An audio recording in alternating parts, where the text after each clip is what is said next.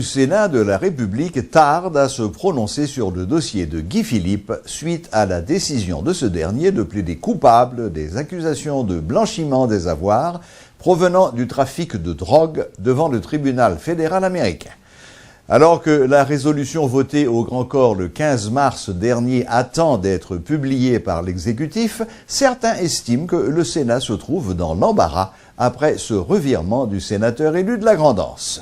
Entre-temps, députés et sénateurs, de façon individuelle, placent leurs mots sur le sujet.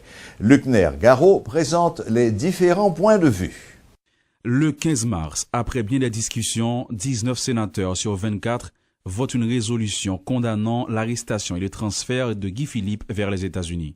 Remontés, les pairs conscrits exigent la mise en accusation du ministre de la Justice d'alors et des excuses de la part du directeur général de la PNH pour avoir participé à ce qu'il qualifie d'atteinte à la démocratie.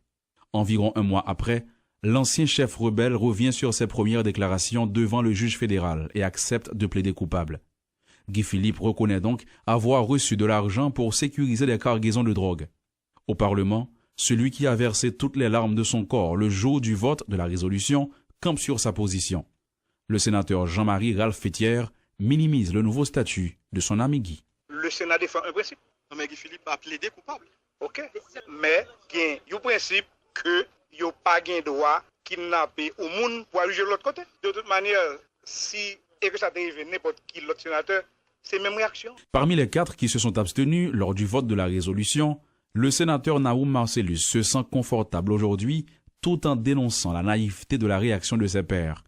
L'élu du Nord n'estime toutefois pas que le Grand Corps devrait être embarrassé par ce rebondissement dans l'affaire de Guy Philippe. Une situation qui est très délicate, que nous ne pouvons pas aller force sur lui.